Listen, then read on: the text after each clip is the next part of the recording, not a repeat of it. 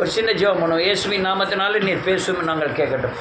எங்களை உயிர்ப்பித்து வழி நடத்தும், பலப்படுத்தும். இயேசு கிறிஸ்து மூலம் ஜெபிக்கிறேன் தகப்பனே, ஆமென். அல்லேலூயா. இப்போ சொல்லக்கூடியதை நான் எப்படி சொல்ல போகிறேன்னு தெரியல. உங்கள் சரீரத்தை சிலுவையோடு அடையாளப்படுத்த வேண்டும். சிலுவையிலே உங்கள் சரீரம் அடிக்கப்பட்டதை இந்த பூமியிலே நீங்கள் அடையாளப்படுத்த வேண்டும். என்ன சொன்னேன்? அடையாளப்படுத்த வேண்டும். சிலுவையில் அறையப்பட்ட சரீரம் இந்த பூமிக்கு அடையாளமாக வெளிப்படணும். நீங்கள் சிலுவையில் அறையப்பட்டவர்கள், நீங்கள் பாவத்துக்கு மரித்தவர்கள், திரும்பி ஆவியோடு நீங்கள் உயிர்ப்பிக்கப்பட்டவர்கள். உங்களோடு கிறிஸ்து இருக்கிறார். உங்களில் தேவ வல்லமை இருக்கிறது, தேவ பலன் உங்களுக்குள்ளே இருக்கிறது. பிசாசு உன்னை மேற்கொள்ள முடியாது என்பதை நீங்கள் இந்த பூமியிலே அறியப்படுத்தி அநேக கிரியைகள் மூலமாய், அநேக சாயல்கள் மூலமாய் நீங்கள் தேவ அல்லேலூயா உங்கள் பலத்தை வெளிப்படுத்தணும். அல்லேலூயா. பராக்கிரமம் அல்ல, பராக்கிரமங்கிறது வேற. பராக்கிரமம் இல்லை, தேவ மகிமை உங்கள் மேலே வெளிப்பட்டு. இப்போ இந்த காலை பிரதர்லாம் 2-3 தடவை சாவுரையும் போயிட்டு வந்தார். போனாலும் அந்த சாபத்தின் தன்மையிலேருந்து விடுதலை ஆனங்கிறது சிலுவையோடு அடையாளப்பட்டிருந்ததின் ஒரு அடையாளம். அல்லேலூயா. உங்களுடைய கொடிய நோய் உங்களை விட்டு கவர்மெண்ட்டாலே இல்லை, கவர்மெண்ட் ஹாஸ்பிட்டல்லையும் மற்ற பெரிய பெரிய ஆஸ்பத்திரியும் உங்களுக்கு குணமாகாத வியாதி குணமாகி தேவனை மகிமைப்படுத்திக்கிட்டு இருந்தீங்கன்னா அது சிலுவையோடு அடையாளப்படுத்துறதின் அடையாளம். உங்கள் சுவாபம், முரட்டு சுவாபங்கள் மாறி அன்பின் சுவாபம் உங்களுக்கு வெளிப்படுதுன்னா உங்களுடைய பழைய மனுஷன் சிலுவையில் அறையப்பட்டதான அடையாளம். நீங்கள் கிறிஸ்துவுக்கு சிலுவையில் அறையப்பட்டதுக்கு முன் இருந்த தன்மை வேறு, சிலுவையில் நீங்கள் அறையப்பட்ட பின்பு இருக்கிற தன்மைகள் வேறு. சிலுவையில் அறையப்படுவதற்கு முன்பாக பிசாசின் ஆலோசனைகளுக்கு உட்பட்டு இந்த உலகினத்தின் மாயைக்கும் ஆசை இச்சைகளுக்கும் உட்பட்டிருந்தீர்கள். ஆனால் இப்போ நீங்கள் தேவனுக்குள்ள உங்கள் சிலுவையில் அறையப்பட்டு உயிர்ப்பித்த உடனே இந்த ஆசை இச்சைகளுக்கு விலகி ஆவியின் கனியினாலே நிரப்பப்பட்டு நீங்கள் வார்த்தையிலே, நடக்கையிலே, கண்களின் பார்வையிலே, அல்லேலூயா பேச்சிலே இயேசு உங்களை காட்டிலும் முன்பாக வெளிப்பட வேண்டும். உள்ள கேட்கலாம், கொரட்ட சத்தம் கேட்கணும்பா. அல்லேலூயா. நான் சொல்லுறது கவனமாக இருக்கணும். ரொம்ப குறிப்பிட்ட ஒரு பாடம் இதுதான். நீங்கள் அடையாளப்படுத்துறது தான். இதுக்கு அப்புறம் உங்களை மேற்கொள்ளக்கூடிய வருகிற உங்கள் குலதெய்வம், உங்கள் சத்துருக்கள் உங்களை மேற்கொள்ளாதபடி பாதுகாக்கிற பயங்கரமான ஒரு ஆயுதம். இல்லைன்னா நீங்கள் பழைய சுவாபத்தோடு, பழைய சொல்லமாடனோடு, அவன் குணத்தோடு, அவன் சாயலோடு இருந்தீங்கன்னா எந்த நேரமும் உங்களை ஆகாரமாய் பயன்படுத்த பிசாசு ஆயத்தமாக இருக்கிறான். எந்த நேரமும் உங்களை பயன்படுத்த முடியும், அவனால் சாப்பிட முடியும் உங்களை. அப்போ நீங்கள் இயேசுவின் சாயலாய் மாறுவது தான் இந்த உலகத்தில் உங்களுடைய பாதுகாப்பே இருக்கிறது. அச்சு அடையாளமாய் மாற வேண்டும். நான் கிறிஸ்துவன்னு சொல்லக்கூடாது. உங்கள் வார்த்தையிலே, உங்கள் பேச்சிலே, நடக்கலிலே கிறிஸ்து வெளிப்படணும். அல்லேலூயா. கிறிஸ்து வெளிப்படணும். நான் உண்மையிலே சொல்றேன், என்று பேசுவதற்கே பயப்படும். ஒரு ஊழியக்காரனுடைய தன்மை என்ன தெரியுமா? சாதாரண ஆள் அவன்கிட்ட ஒன்றா உட்காந்து பேசணும். அவ்வளவு தாழ்மையுடையவனாக இருக்கணும். நான் இப்போ ஒரு நோட்டீஸ் அடித்து எல்லாத்துக்கும் கொடுத்தேன். எங்கள் செல்வி தான் எழுதுனான். இயேசுநாதர் கூட்டம் நடத்துகிறாரு. கூட்டத்தில் பெரிய இதாக அழைக்கப்பட்டிருக்கிறார் இயேசு. அங்கே காய்பா, பரிசேயர், சதுசேயர் இவங்களெல்லாம் தலைமை தாங்குகிறார்கள். இப்போது இயேசு அவர்கள் பேசுவார்னு சொன்னோன்னே வந்து பேச வருகிறார் இயேசு. 4 அற்புத அடையாளங்களை செய்கிறார். அவர் இதெல்லாம் பேசுகிறார். உடனே காய் அப்படின்னு எழுதியிருந்தேன். போகும்போது உடனே ஆண்டவர் வந்து ஒரு காணிக்கை அதிகமாகி போடுங்கள், நான் நடந்து வர்றது கூட எனக்கு துட்டில் பைசா கூட இல்லை, பசியோடு தான் வந்திருக்கேன், ஒரு கழுதை கூட கிடைக்கலன்னு ஆண்டவர் சொல்கிறார், காணிக்கை போடுங்க. எல்லோரும் காணிக்கை போட்ட உடனே டக்குன்னு BMW வண்டியில் இயேசுநாதர் ஏறி ஃப்ளைட்டில் பிடிச்சி வெளிநாட்டுக்கு போயிருதா, நவீன இயேசு இப்படி இருக்கிறாருன்னு அடித்து கொடுத்தேன். இது சிலுவையில் அறையப்படாத வேறொரு இயேசு. நீங்கள் உங்கள் தன்மைக்கும் மாறின தன்மைக்கும் ரொம்ப வித்தியாசம் வேணும். என்னுடைய நான் இதை சொல்லி வந்தேனே, அதாவது என்கிட்ட பேசுறதுக்கே பயப்படுவோம். 1991, 92 நீ அந்த சேர்மாதவியில் ஒரு சின்ன கடை நடத்துறதே பெரிய சங்கடம். ரொட்டியெல்லாம் சாப்பிட்டுட்டு அவன் பாட்டில் டக்குன்னு போயிடும். ஒரு மேல் ஜாதிகாரன் சாப்பிட்டுட்டு இருந்தானா இப்போ அடுத்த ஜாதிகாரன் வரணும்னா அவன் வெளியே நிற்பான். அவன் சாப்பிட்டுட்டு வெளியே வந்த பிறகு தான் இவன் உள்ளே போய் சாப்பிடுவான். அதில் தான் நான் கடை நடத்திக்கிட்டு இருந்தேன். உள்ளே போனோன்னே அதே மாதிரி வெளியே உள்ள அந்த ஜாதியில் குறைஞ்சதுன்னு உலகத்தில் மதிக்கக்கூடியவர்கள் உள்ளே சாப்பிட்டுக்கிட்டு இருந்தாங்கன்னா, வெளியே இருந்து மேல் ஜாதிகாரன் வந்தாங்கன்னா அப்படியே எவ்வளோ சாப்பிட்டுக்கணும் அடுத்து அப்படியே தொட்டியில் கொண்டு போட்டுட்டு துட்டு கொடுத்துட்டு போயிடுவான். அது அன்னைக்கு 91, 92 சேர்மாதவியோட நிலைமை. எத்தனையோ பேர் டெய்லி ஒவ்வொரு கடையில் சாப்பிடுவான், போவான், சாப்பிடுவான், எழுதிக்கான்னு சொல்லிட்டு போவான். ஏன் எழுதிக்கன்னா உடனே அடிப்படி சண்டை தான் வரும். ஏன்ட்ட ஒருத்தருமே சொல்லி தப்பிக்க முடியாது.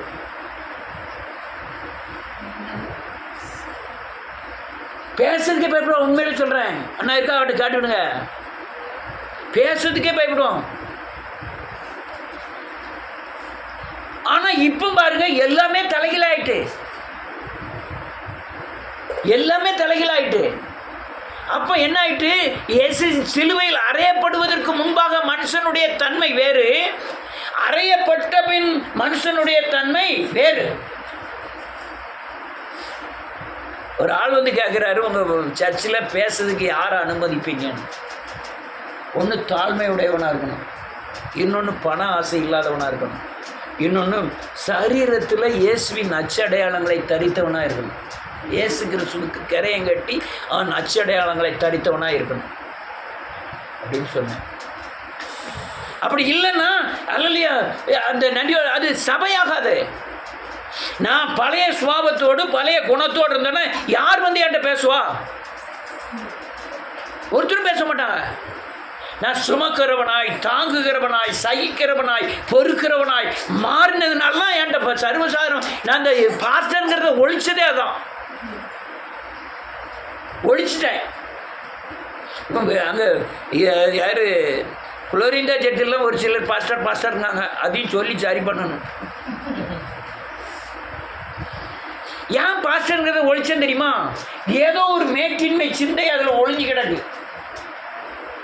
4 பேர் பாஸ்டர்னு சொன்னால் கெத்தாயிரும். மாமன், அண்ணன், தம்பி, தாத்தா அப்படின்னு சொல்ல வைக்க காரணம் என்ன? என்ன சித்தி? ஏன் சித்தி இதெல்லாம் சொல்ல வைக்க காரணம் என்ன? இப்போ மருமகர்கள் மாமாங்கிற ஒரு உரிமையில் வந்து எல்லா காரியத்தையும் பகிர்ந்து கொள்ள முடியுது. நான் பாஸ்டராக இருந்தால் எதையும் பகிர்ந்துக்கிட மாட்டாங்க. எந்தவித ஜாதியும் அனுமதிக்கல. நீ அந்த ஜாதி, நீ இந்த ஜாதின்னு சொல்லி அனுமதிக்கல. ஆனால் பாரத என்னமோ அப்படி ஒன்றா வருது. எல்லாம் வந்து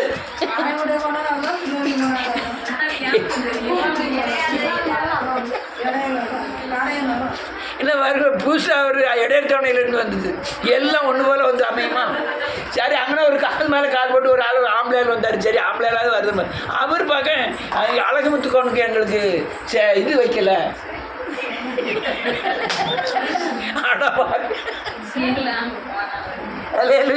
ரைட்டு.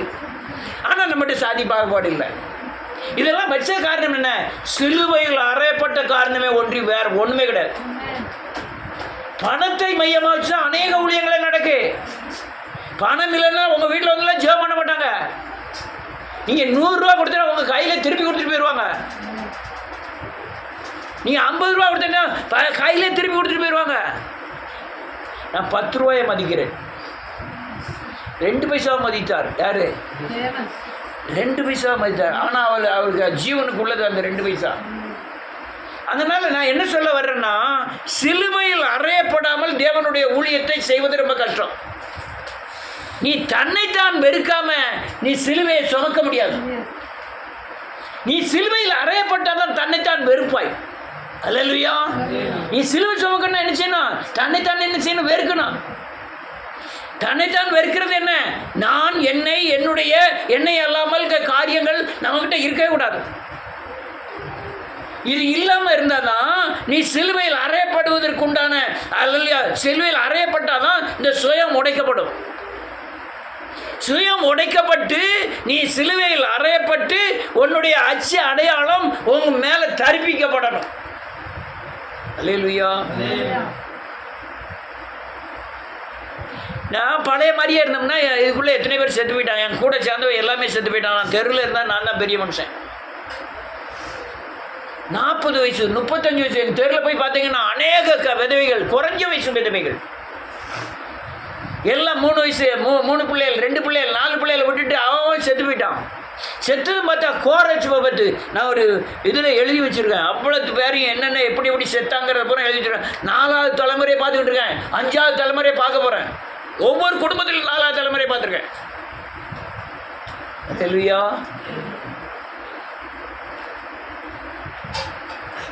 அப்படி இந்த சிலுவை சுமக்கு அச்சு அடையாளமாய் மாறாதவரை நீங்கள் கிறிஸ்துவத்திற்கே யோக்கியதை அல்லாதவர்கள் என்னைக்குனாலும் எந்த நிமிஷத்தினாலும் பிசாசு உங்களை சாப்பிடுவதற்கு ரெடியாக இருப்பார். நீ அடையாளப்படுத்த வேண்டும். நீ சிலுவையில் அறையப்பட்டதை அடையாளப்படுத்த வேண்டும். உன் வார்த்தை அல்லேலூயா அன்பினால் நிறைந்திருக்க வேண்டும். அவங்களுடைய நடக்கையிலே கிறிஸ்து வெளிப்பட வேண்டும். வாசிப்போம் ஒரு வசனத்தை.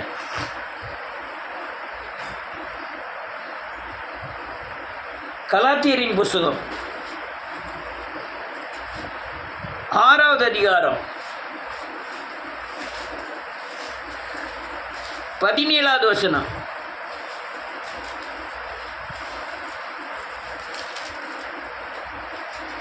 இனிமேல் ஒருவனும் வருத்தம் உண்டாக்காதிருப்பானாக.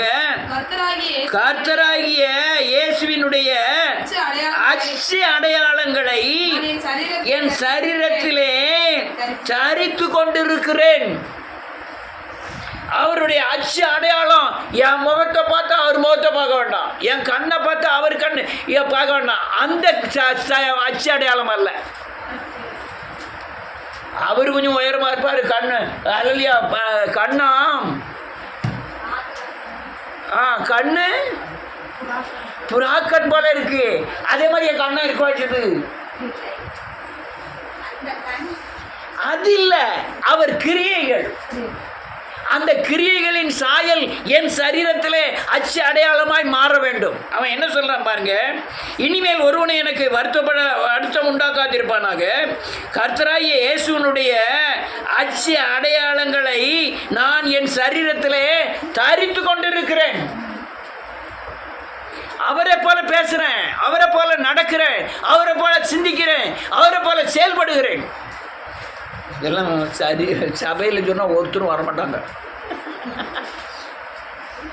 இயேசுவை போல மாறின, இயேசு அற்புதம் செய்வார், உனக்கு அற்புதம் செய்வார்னா ஒருத்தர் எல்லாரும் வருவாங்க. ஆனால் நீ இயேசுவை போல மாறுவதற்கு உங்கள் பழைய மனுஷனை சிலுவையில் அறையணும்னா யார் ஏற்றுக்கொள்ள முடியும்? ஆமென். கோபம் கொல்லப்பட்டாதான் நீ இயேசுவை போல மாற முடியும். ஒன்றினுடைய அநீதி நீங்கினா தான் நீ இயேசுவை போல மாற முடியும். அநியாயம் பண்ண விட்டு போனாதான் இயேசுவை போல மாற முடியும். பொய்யை போல விட்டாதான் நீ இயேசுவை போல மாற முடியும். மாமிசத்தின் கிரியைகளை உங்களை விட்டு அழித்தாதான் ஆவியின் கனியோடு நீ இயேசு கிறிஸ்துவை போல மாற முடியும்.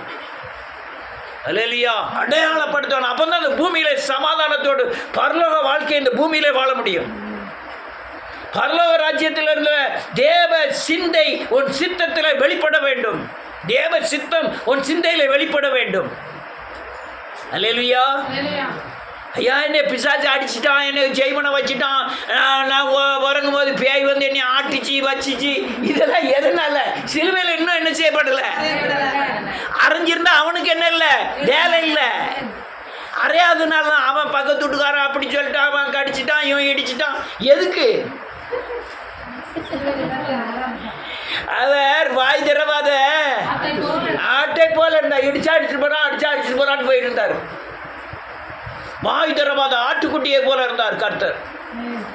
அதனால அந்த அச்சு அடையாளம், இயேசுவின் சாயல், இயேசுவின் குணம், இயேசுவின் சுபாவம், இயேசுவின் தன்மை உனக்குள்ள வெளிப்படணும்.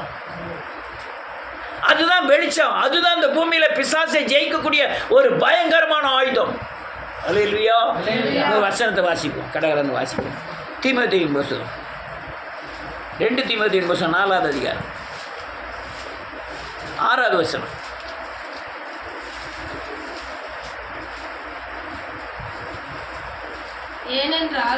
ஏனென்றால் நான் இப்போதே வான பலியாக வார்க்கப்பட்டு போகிறேன். என் தேகத்தை பெரிய காலம் வந்தது. என்ன சொல்லலாம்? நான் இப்போது வான பலியாக வார்க்கப்பட்டு போகிறேன். வார்த்தல்னா என்னதுப்பா?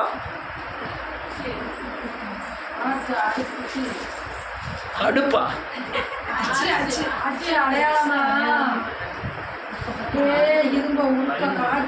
வடிவம் அதான் அச்சி. அதே மாதிரி என்னத்தை அச்சாதானா?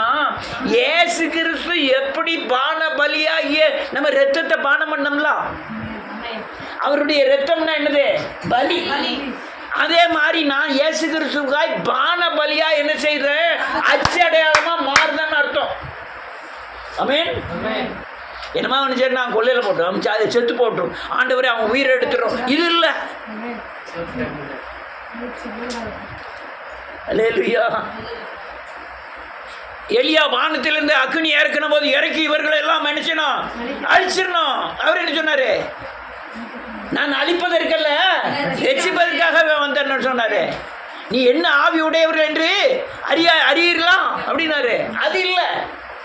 நான் தேவன் எப்படி மனுகுலத்திற்காய் பலியாய் வார்க்கப்பட்டு போனாரோ அதே மாதிரி நானும் என்னுடைய சரீரத்தில் கிரியை செய்கிற பிசாசின் கிரியைகளை சிலுவையில் அறைந்து வான பலியாய் என்ன செய்கிறேன்? வார்க்கப்பட்டு போகிறேன்.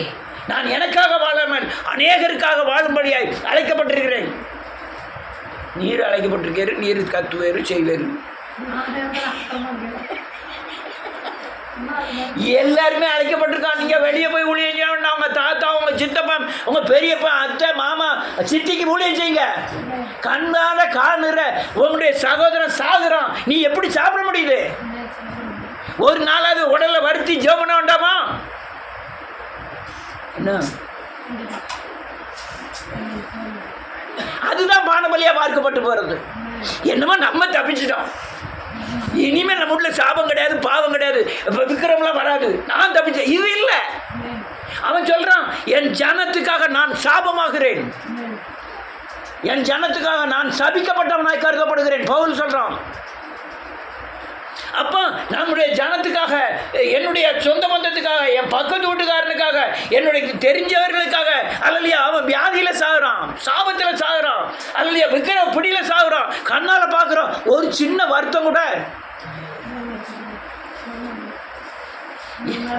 என்னமா நம்ம என்ன செஞ்சிட்டோம்? தப்பிச்சிட்டோம். அவன் சொல்கிறான், நான் பானபலியா அவருக்காக நான் பானபலியா என்ன செய்கிறேன்? பார்க்கப்பட்டுட்டேன், நான் பலியாக பார்க்கப்பட்டுட்டேன். அல்லேலூயா. பலியாக பார்க்கப்பட்டுட்டேன். அந்த அச்சு அடையாளம் இயேசு கிறிஸ்துவின் அந்த அச்சு அப்படியே என் மேலே என்ன செய்து மாறிட்டு அந்த அச்சில் ஊற்றப்பட்டிருக்கு. ஊற்ற போய் பார்க்கப்பட்டு அவரே போல நான் பலியாகிட்டேன். பலியான சிலுவையில் போய் கொல்லப்படுவதல்ல, நான் அல்லது அவரை நினைச்சு அவர் சரீரத்தில் கொல்லப்பட்டார். என் உள்ளான மனுஷனை சிலுவையில் என்ன செய்யற அறைகிறேன். எதுக்காக? என் ஜனம் ஆளுகிறது, என்னுடைய ஜனம் ஆளுகிறது. நீங்க போய் சொன்னாலும் வர மாட்டாங்க. ஏன்னா உங்க பழைய மனுஷன் உங்களுக்குள்ள இருக்கும். நீங்க பால வழியா வார்க்கப்பட்டாதான் அவர்கிட்ட போய் என்ன செய்ய முடியும்? சொல்ல முடியும். பிசாசோட இருந்து பிசாசுக்கு என்ன செய்ய முடியாது? சொல்ல முடியாது. பான வழியாய் வார்க்கப்படணும், சொல்லணும். அவங்க சொல்லணும், இயேசு கிறிஸ்துக்குள்ள வந்தாங்க இவங்க, அல்லையா இந்த குணம் மாறி இருக்கு, இந்த சுவாமம் மாறி இருக்கு, இந்த இயேசு எனக்கு வேணும்னு சொல்லணும். அல்லேலூயா. இன்னொரு வசனத்தை வாசிப்போம். பிலிப்பியரின் புத்தகம் 2வது அதிகாரம் 17வது வசனம்.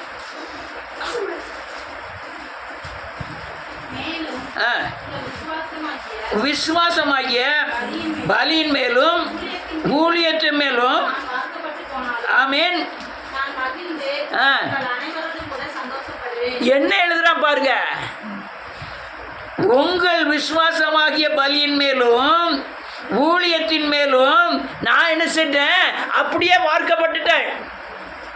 உங்க மேல நீங்க விசுவாசத்தை அனுபவிக்க முடியாது. அல்லேலூயா. அந்த விசுவாசத்தின் பலியின் மேலே நான் பார்க்கப்பட்டிருக்கிறேன். நீங்க யாரை விசுவாசிக்கணும்? இயேசுவை விசுவாசிக்கணும். அதுக்கு நான் கரையம் கட்டுதேன்.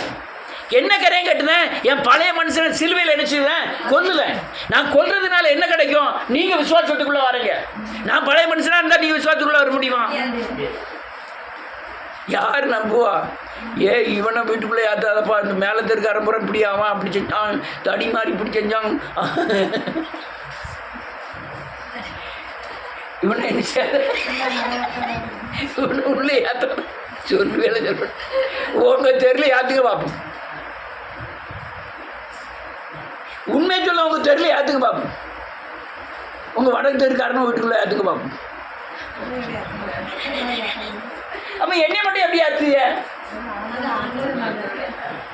உங்கள் விசுவாசத்திற்காக நான் பானபலியா என்ன செய்யப்பட்டிருக்கேன்? பார்க்கப்பட்டிருக்கேன், சிலுவையில் அறையப்பட்டிருக்கேன். அதனால நான் இப்ப உங்களை சொல்லி உங்களை எதில் அறையிறேன்? சிலுவையில் அறைஞ்சு. எதுக்கு? நான் பானபலியா பார்க்கப்பட்டிருக்கேன். நீ பானபலியா என்ன செய்ய? பார்க்கப்படு. எதுக்காக? உன் சொந்த ஜனம் அழுகிட்டு. நீ பார்க்கிற மனுஷர்கள் இயேசுவின் ரத்தத்தினாலே படைக்கப்பட்டவர்கள். அவன் முஸ்லீமா இருக்கலாம், கண் குருடானது முஸ்லீமா இருக்கான், கண் குருடானது புத்தவனா இருக்கான். நீ உன் கண் தெளிவா இருக்கு, அந்த குருட்டு கண்களை திறக்கிறதுக்கு நீ சிலுவையில் என்ன செய்யப்படணும்? பார்க்கப்படணும். அந்த அச்சு அடையாளம் உனக்குள்ள தரிப்பிக்கப்படணும். அல்லேலூயா. அடுத்த ஒரு வசனத்தை வாசிப்போம். 1 கொரிந்தியரின் புத்தகம் 11வது அதிகாரம் முதல் வசனம்.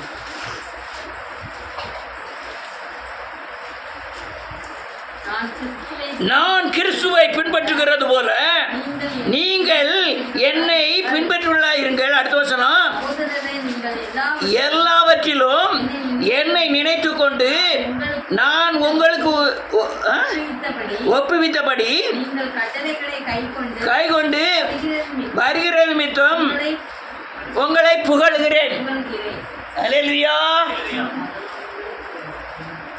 இது சிலுவையில் அறையப்பட்ட பிறகு கிரியைகளை பார்த்த பிறகு சொல்றான், நான் எப்படி கிறிஸ்துவை பின்பற்றுகிறேனோ அதே போல நீங்களும் என்ன செய்யுங்கள்.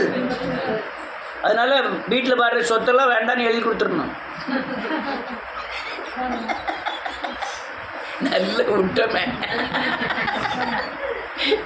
நான் அப்படி செஞ்சேன், அதனால நீங்களும் என்ன செய்யுங்க, பின்பற்றுங்கள். அண்ணன் தம்பி சாப்பிட்டு போட்டோம். பொண்டாட்டி வீட்டில் வர்ற சொத்தையும் என்ன செஞ்சிடணும்? வேண்டான்னு எழுதி கொடுத்துடணும். அப்ப எவ்வளவு நகை போட்டாலும் அவ்வளோத்தையும் என்ன செஞ்சிடணும்?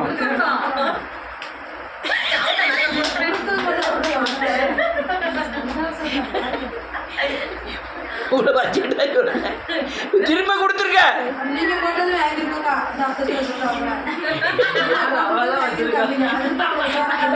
இது ஒரு வார்த்தை, சில வீட்டில் பொண்ணு பார்க்க போனால் சொல்லுவோம், நான் எங்களுக்கா போட முடியும், உங்கள் பிள்ளைக்கு போட முடியும். நான் எங்களுக்காக வச்சுக்கிறேன், நீங்கள் தான் நான் வச்சுக்கிட முடியும். உங்கள் பிள்ளைக்கு போடுறது எவ்வளோ நாள் போடுவேன். அங்கே உங்கள் பிள்ளைக்கு போடுறது யாருக்கு?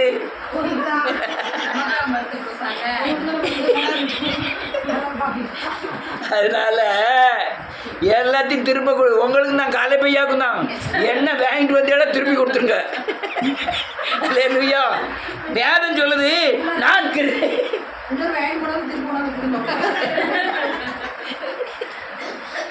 இது சொல்றதுக்கு வேடிக்கையாக தான் இருக்கும். செஞ்சு பார்த்தீங்கன்னா தான் தெரியும். நான் சிலுவையில் அறையப்பட்டிருக்கிறேன்.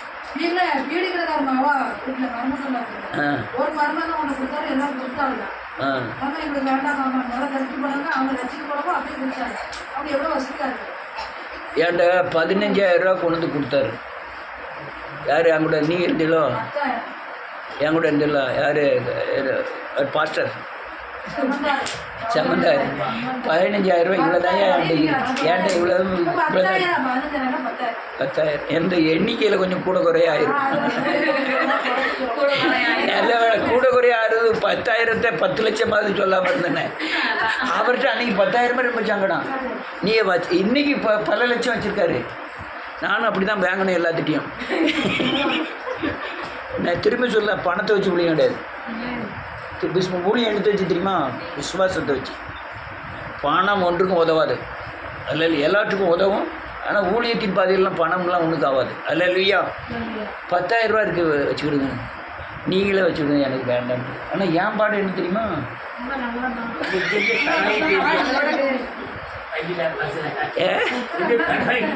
இங்கே கடன் வாங்கிட்டு போயிருக்கா. அவர் 10,000 ரூபா தாராரு, வேண்டாம்னு சொல்லிட்டு.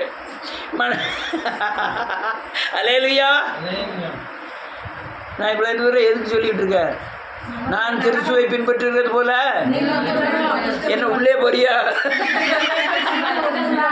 நான் என் பையனுக்கு வரதட்சணை வாங்கல, நீங்க உங்க பையனுக்கு வரதட்சணை வாங்க கூடாது.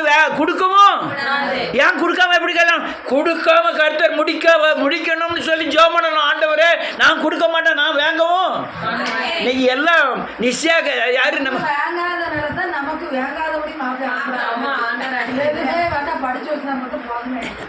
அல்லேலூயா. மகிமாக்கெல்லாம் ஏப்படம் சேர்த்து வச்சுக்கிட்டு இருக்கியா? கொடுக்க கூடாது, வாங்கவும் கூடாது. அவன் வாங்க வர மாறவன் என்ன நினைப்பான் தெரியுமா? வேங்காட்டாலும் இது பூரா யாருக்கு வந்து சேரும்? அவ கையெழுத்து போடாமல் இவர் நிச்சய முடியாது, நிற்க முடியாதுங்கிற மாதிரி வச்சிருக்காங்க. அல்லேலூயா. வேதம் சொல்லுது 2வது வசனம், சகோதரரே நீங்கள் எல்லாவற்றிலும் நினைச்சிடாதீங்க, ரொம்ப சங்கடம்.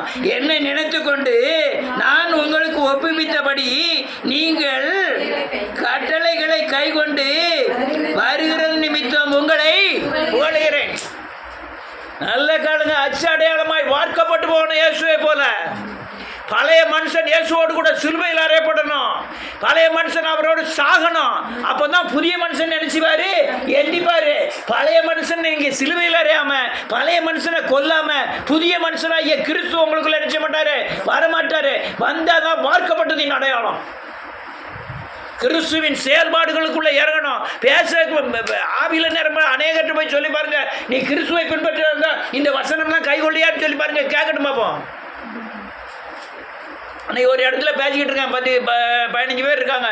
அல்லையா, விசுவாசம் அல்ல, இல்லை பணம் அல்ல ஊழியத்துக்கு, விசுவாசமே முக்கியம். பணம் கேட்குறவன் தேவனுக்கு ஊழியம் செய்யலை அப்படின்னு சொன்னான்னு ஒரு பிள்ளையாண்ட ஒரு ஊழியம் செய்யுது. ஏன்றது கேட்கு அப்படியாங்க?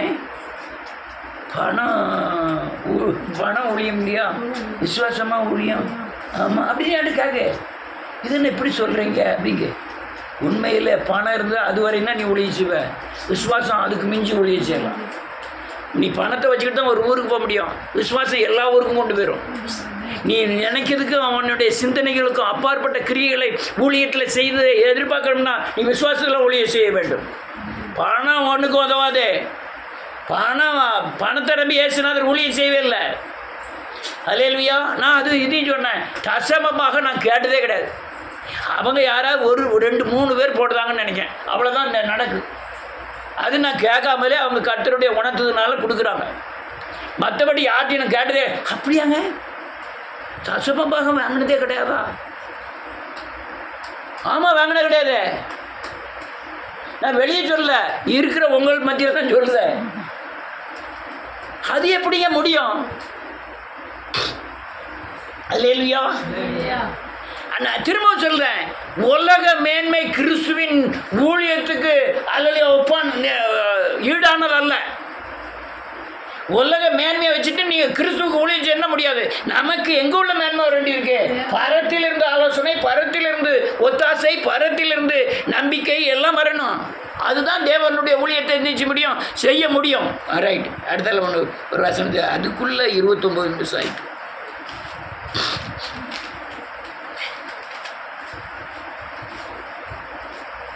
கலாத்தியரின் புத்தகம் 5வது அதிகாரம் 24வது வசனம். கிறிஸ்துவினுடையவர்கள் தங்கள் மாமிசத்தையும் அதன் ஆசை இச்சைகளையும் சிலுவையில் அறைந்திருக்கிறார்கள். வேதம் சொல்லுது, ஒரு நிமிஷம். அல்லேலூயா. கிறிஸ்துவனுடையவர்கள் யாரு? சிலுவையில் அறையப்பட்டவர்கள். கிறிஸ்துவனுடையவர்கள் யாரு? அச்சு அடையாளமாய் மாறினவர்கள். அவர்கள் என்ன செஞ்சிருக்காருங்க? அவர்கள் தன்னுடைய மாமிசத்தின் கிரியைகளையும், என்ன ஆசைச்ச? சாப்பாடும் ஆசைச்சுதான், பணமும் ஆசைச்சுதான், நெக்லஸும், வஸ்திரமும், இடமும் ஆசைச்சுதான். இதெல்லாம் எங்க அரைஞ்சிருக்காங்களாம்? சிலுவையில் அரைஞ்சிட்டு எல்லாம் யார் பார்த்து கொள்வார்கள்? தேவனே பார்த்து கொள்வார்கள். விசுவாசிக்கிறவர்கள் தான் அச்சு அடையாளமாய் மாறினவர்கள். அல்லேலூயா. இதெல்லாம் நடைமுறைக்கு வருமா?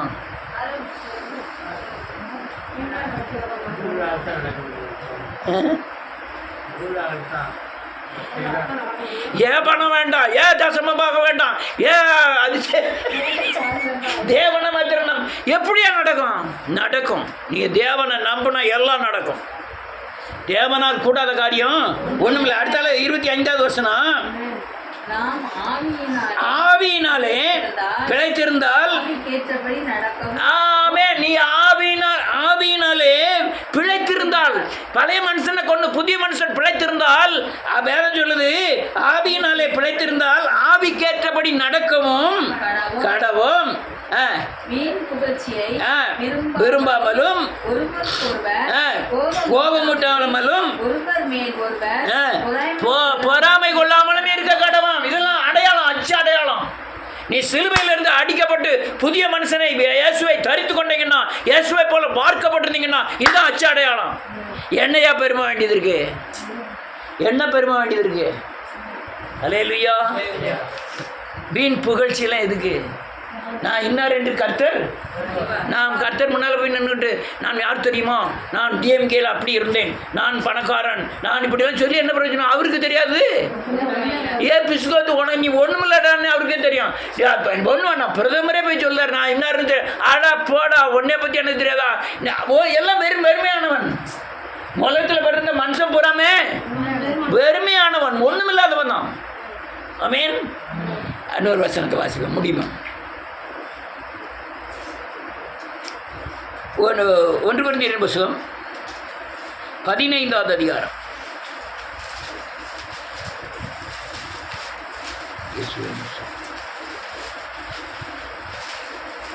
முடிச்சிட்டேன். 43 44. எங்க சிலுவையில் ஒரு காரியம் விதைக்கப்படுது. என்ன காரியம் விதைக்கப்படுது? பழைய மனுஷன் விதைக்கப்படுறான். அவன் மறிச்சு உயிர் தழும்போது என்ன மனுஷனா எழும்புதான்? புதிய மனுஷனா எழும்புறான். மகிமைக்குரிய மனுஷனா, புதிய மனுஷனா எழும்புதான். முதல்ல சாகிறது யாரு தெரியுமா? பிசாசு. யாரு? யார் மூலமா சாகுறான்? நம்ம மூலமா சாகுறான். யாருக்குள்ள இருந்து சாகுறான்? நமக்குள்ள இருக்கிற பிசாசு சிலுவையில் இருந்தோடனே சாகுறான். அவன் உயிர் தழும்போது யாரா எந்திரிக்கா? இயேசுவா எந்திரிக்கிறான். புரிஞ்சுக்கணும் நல்ல. இவன் பலவீனப்படுத்தக்கூடியவன். இவர் யாரு? பலப்படு. ஆனால் உலகம் இவரை மதிக்காது. யார? நீங்க பிசாசுக்குள்ள இருந்தீங்கன்னா இந்த தொகுதியில உங்க திருமலாவரத்துக்காரர் தான் நிக்காரு. அவர் தான் ஜெயிக்க போறாரு. அவர் தான் ஜெயிக்க போறாரு.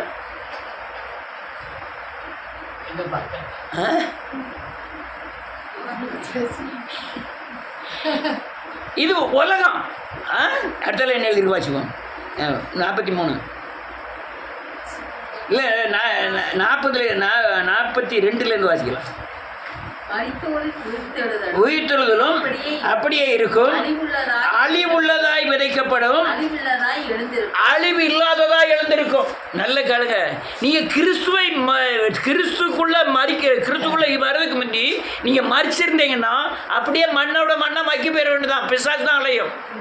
ஆனால் நான் கிறிஸ்துக்குள்ள வந்து வருவேன். நான் மறிச்சோம்னா நான் ஜீவன் இருக்கு, எனக்கு நித்திய ஜீவன் இருக்கு.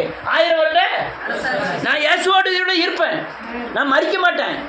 ஆனால் நீ இந்துல இருந்த இந்த இந்துனுச்சு அல்லையா மனம் திரும்புவதற்கு முந்தான இருந்த இதிலே இருந்தீங்கன்னா நீங்கள் அல்லல்வியா மறிப்பீர்கள். எங்கே அனுப்பப்படுவோம்? நரகத்திற்கு அனுப்பப்படும். அது அழிவுள்ளது, இது அழிவில்லாதது. ரைட். அடுத்தல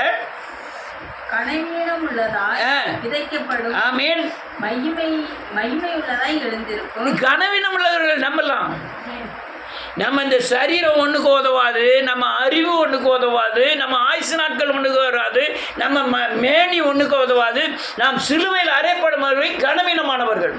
ஆனால் சிலுவையில் அறையப்பட்டுன்னா எனக்கு தனி சரீரம் கொடுக்கப்படுகிறது.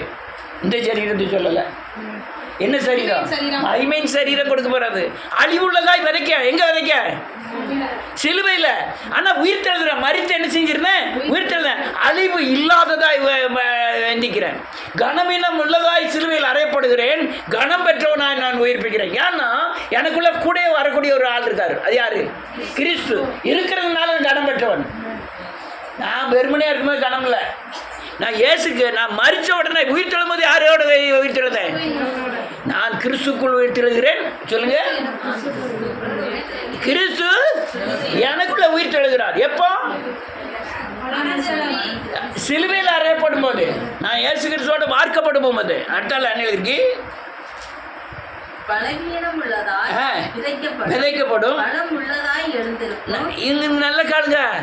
இந்த சரீர பலம் இல்லை, ஆவிக்குரிய ஆவிக்குரிய பலவீனனாய் நான் என்ன செய்கிறேன்? விதைக்கப்படுகிறேன்.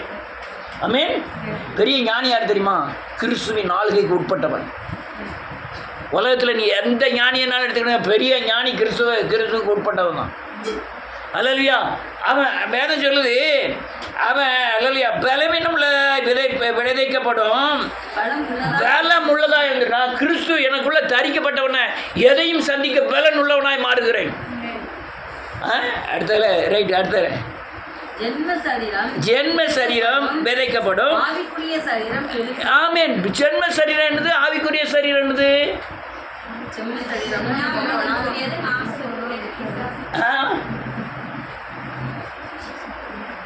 ஜென்ம சுவாபத்தை உடைய சரீரம் எல்லாம் என்ன சரீரம்?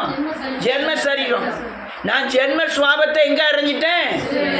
இப்போ ஆவிக்குரிய சரீரமா என் சரீரம் என்ன செஞ்சிட்டு மாறிட்டு நான் ஆவிக்குரியவன். ஆமென். அப்போ நான் எதை என் சரீரம், என் பலன், என்னுடைய ஞானம் எல்லாவற்றையும் நான் சிலுவையில் அறைந்து அடையாளப்படுத்துகிறேன். யாரோடு அடையாளப்படுத்துகிறேன்? இயேசுவோடு அடையாளப்படுத்துகிறேன். அப்போ நான் இயேசுவை என்ன செஞ்சுருந்தேன்? தரித்து கொள்ளுகிறேன். எனக்கு அச்ச அடையாளத்தில் யார் இருக்கா? இயேசு இருக்கிறார். அவர் கிறிஸ்து இயேசுவை போல என்ன செஞ்சுக்கிட்டு இருக்காரு? மாற்றுகிறார். அதுக்கப்புறம் என்ன இருக்கு? ஜென்ம சரீரமும் உண்டு, ஆவிக்குரிய சரீரமும் உண்டு. அந்தபடியே முந்தின மனுஷனாகி ஆதாம் ஜீவ ஆத்மாவானான் என்று எழுதியிருக்கிறபடி பிந்தின ஆதாம் நம்ம உயிர்ப்பிக்கிற பரிசுத்த ஆவியானவர். அல்லேலூயா. நீங்க சிலுவையோடு அவங்க பழைய மனுஷனை கொண்டுட்டு உயிர் தெழுந்த இயேசுவோடு உங்கள் சரீரத்தின் கிரியைகளை அடையாளப்படுத்தலைன்னா நீங்கள் பலவீனர்கள். நம்ம பலவானாய் மாறணும். யாரை தடுத்து கொள்ளணும்? இயேசுவை தடுத்து கொள்ளணும். நீ சிலுவையை அடையாளப்படுத்தணும். ஒவ்வொரு சரீரத்தின் கிரியைகளும் சிலுவையில் அறைந்திருக்கப்பட வேண்டும். உன்னுடைய கண்ணு என்ன செய்யணும்? சிலுவையில் அறையப்படணும். கண்ணுன்னு அந்த கண்ணை மட்டும் அறையப்படுறது இல்லை. காதை என்ன செய்யணும்? சிலுவையில் அறையப்படணும். இந்த காது அறையப்பட்டோம்னா இந்த காதுக்கு பதில் எந்த காது வரும்? ஆவிக்குரிய இயேசுவின் காது நமக்கு பொருத்தப்படும். இயேசுவின் வாய் நமக்கு பொருத்தப்படும். இயேசுவின் சிந்தை எனக்குள்ளே வந்துடும். இயேசுவின் இருதயம் எனக்கு கொடுக்கப்படும். இயேசுவின் நடக்கை எனக்குள்ளே கொடுக்கப்படும். அப்போ நம்ம யாரை மாதிரி மாறிடுறேன்? அப்போ நம்ம பலசாலியா பலவீனதா? குறைந்த ஆட்சியுடையனா நிறைந்த ஆட்சியுடையனா? எதனால இப்படி மாறினேன்? அச்சடையாளமாக அந்த அடையாளப்படுத்துகிறேன். சிலுவையோடு என்ன செய்கிறேன்? இயேசுவின் சரீரத்தை அடையாளப்படுத்த எனக்குள்ள எல்லாத்தையும் பழைய மனுஷனை கொண்டுட்டு புதிய மனுஷனை தரித்து கொள்ளுகிறேன். அப்படி மாறினா தான் இந்த உலகத்தில் நீங்கள் அல்லது எல்லாத்தையும் ஜெயிக்கிறவர்களாய் மாற முடியும். வெளிப்படுத்தின விசேஷத்தில் ஜெயிக்கிறவர்களாய் மாறணும்னா நீங்கள் சிலுவையை பழைய மனுஷனை கொண்டு புதிய மனுஷனாய கிறிஸ்துவை என்ன செய்யணும்? தரித்து கொள்ளணும். நம்ம பழைய மனுஷன் இல்லை, எல்லாரும் புதிய மனுஷனாக மாதிரி இருக்கோம். பழைய ஆதாம் கொண்டுட்டாரு. இப்போ இருக்கிறது யாரு? பிந்தினமாகிய ஆதாமாகிய கிறிஸ்துவை நான் என்ன செஞ்சிருக்கிறேன்? தரித்து தரித்து கொண்டிருக்கிறேன். நான் பழைய மனுஷன் ஆதாமும் இல்லை. ஆதாமும் அவனுடைய செயல்களை எங்கே அறியப்பட்டுட்டு நான் பிந்தின ஆதாம் ஐயா கிறிஸ்துவை என்ன செஞ்சிருக்கேன், தரித்து கொண்டிருக்கிறேன்.